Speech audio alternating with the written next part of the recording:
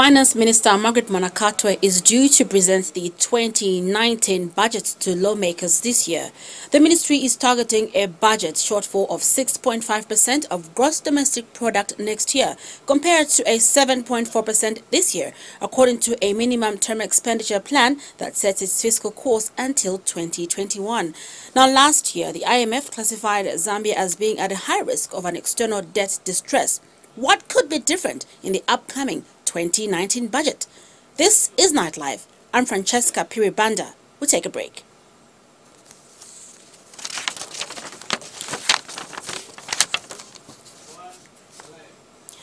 Welcome back. My guest tonight is Akabondo Kabechani from the Policy Monitoring Research Center, PMRC, and he's joining me to discuss the 2019 budget expectations according to PMRC's perspectives. So now, Zambia might seem, to be considering higher mine taxes to trim the budget gap. Can this be a realistic approach to take? Well, it depends on the circumstances. I think every government has the right to alter their tax charges or tariffs, if you may put it that way, to try and suit the environment. So if you look at the current environment in the mining industry right now, we have seen a slight dip in copper prices. So copper prices have been dropping on the back of trade spat between the US and China. And so because of these trade wars between the United States and China, we have seen a drop in commodity prices. And this, by implication, means less revenue for us at the same production levels. And so when we talk about adjusting the tax regime in the mining sector, we have to take cognizance of what is going on, and also the importance of having a stable policy environment. On many occasions, PMRC, through our Executive Director, Ms. Bernadette Decker, has called on government to try and maintain a stable policy environment so that we have investor confidence in our economy. And so it's on the backdrop of policy consistency that PMRC, in its submission to the Ministry of Finance, called on the ministry, I think, to maintain the tax rates in the mining sector. But of course, there are other measures in the mining sector, I think, that have been a little bit difficult, that can, I think, be resolved and improve revenue streams coming from the mining sector. And one of the issues, I think, that has been of concern, both to the public and to revenue collectors, has been the issue of transparency in how the mining sector is conducting itself. There are issues to do with a monitoring mechanism that was put in place by the Zambia Revenue Authority, called the Mineral Value Chain Monitoring Mechanism. So it remains to be assessed on whether this mechanism is actually achieving its intended objectives, which is to monitor quantities and quality of minerals that are being exported and those that are moving within the country. So from this perspective, we feel that if we are able to strengthen these revenue collection measures, we should be able to come up with a win-win situation, and also think of stimulating activity to improve production in the mining sector. How do we do this? Of course, there are areas that we can consider.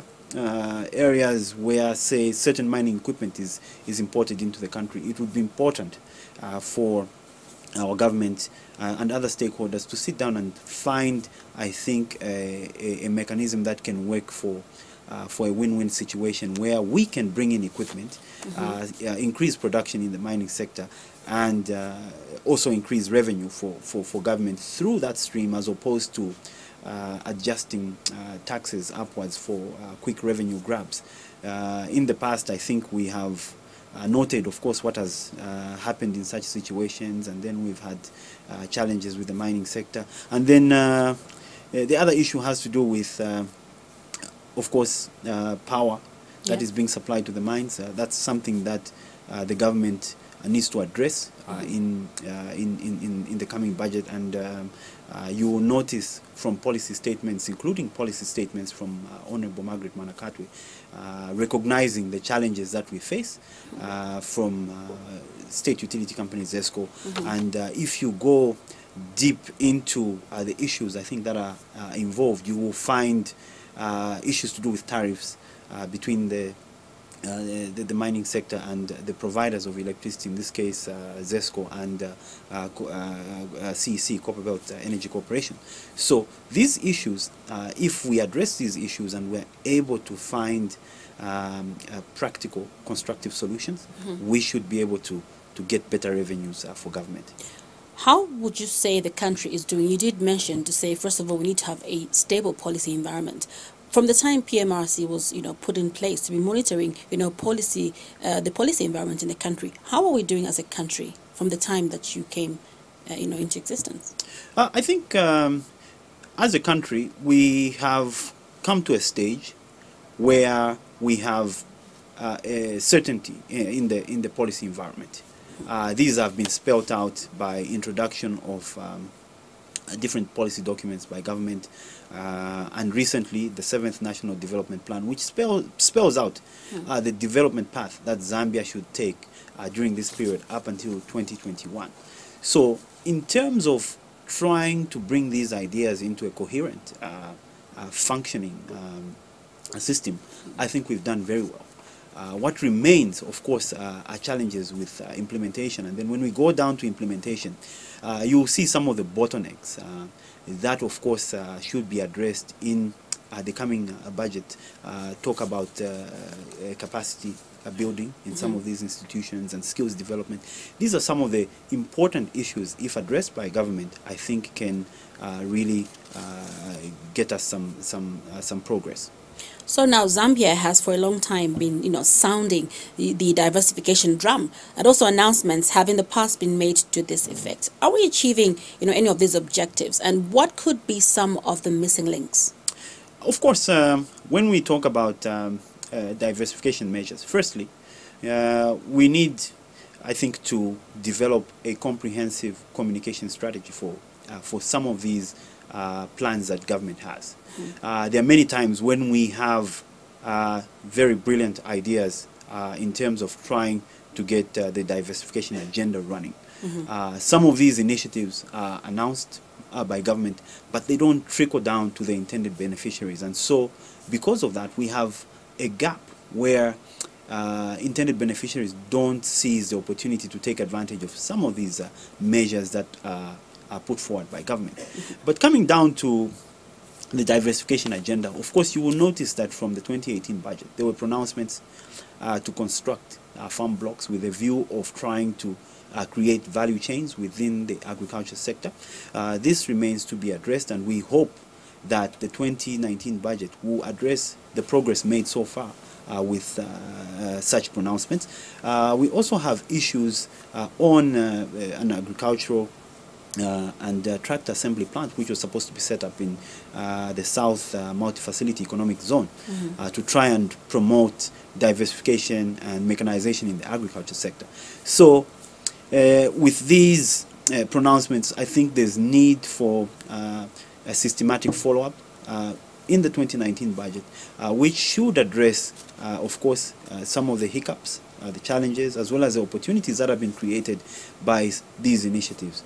And in so doing, we can, of course, then be able to evaluate whether our efforts towards diversifying the economy, as per pronouncement, are actually yielding progress. So now this, the next question, you did touch on it a little bit, but I'd like us to delve into the issues of reducing poverty as enshrined in the 7th National Development Plan. This has been highly spoken about. What are some of the expectations as PMRC in the Economy Recovery Plan?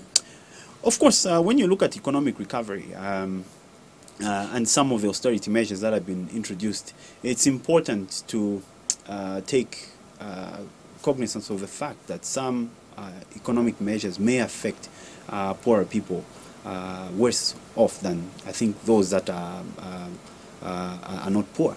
So as government has been introducing some of these reforms, and as you've noted in the past, starting from reforming subsidies in the electricity sector, introducing measures to tighten government spending, you will see that along with this, government, of course, has increased social spending.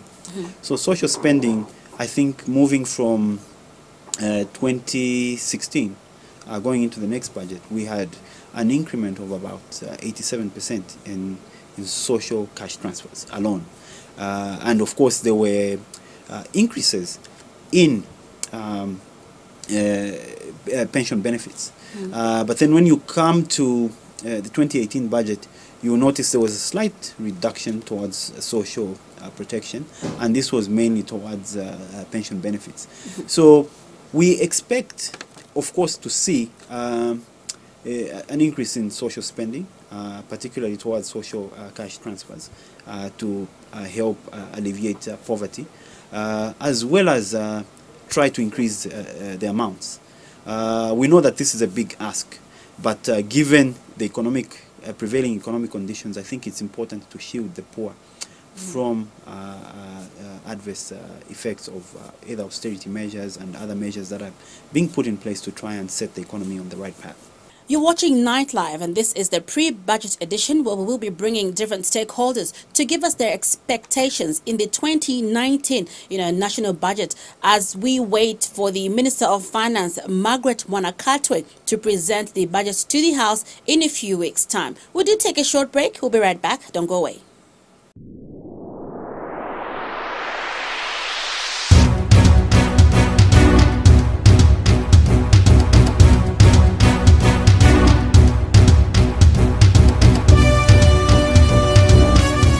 Welcome back. You're still watching Night Live, and tonight we're discussing the expectations of the PMRC as the Minister of Finance will be making the presentation of the 2019 national budget.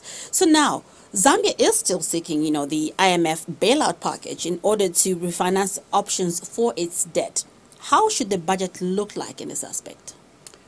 Well, I don't think that an IMF package is ideally meant for debt servicing to start with. Usually IMF packages are for financing balance of payment support. So the government position is that talks with the IMF and IMF presence are still in the country, as opposed to, of course, some of the social media buzz that has been going around.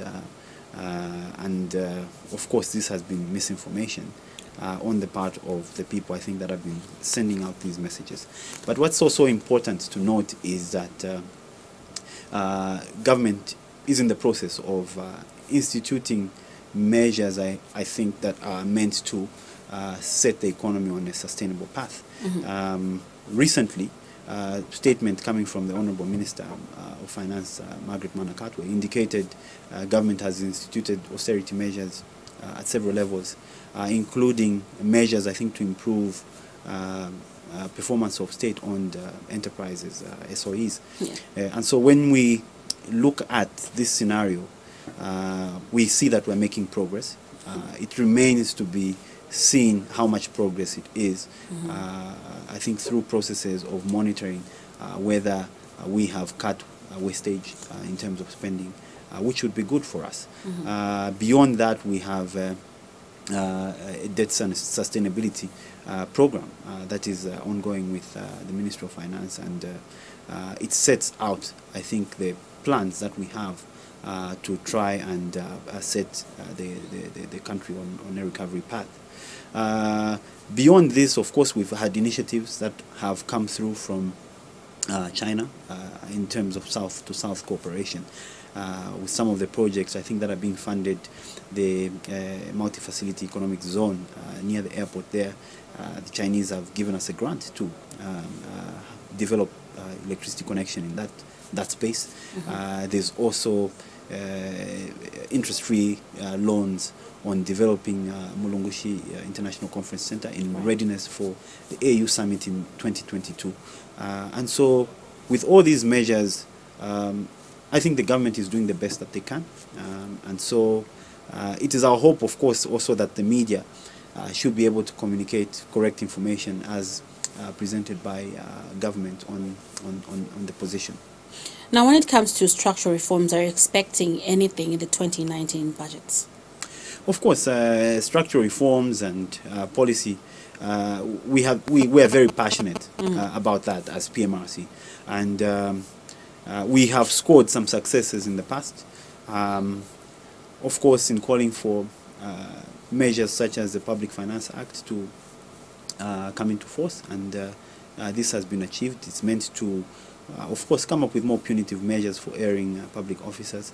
But of course, with the Public Finance Act, we have been calling on government to enact the Planning and Budgeting Bill.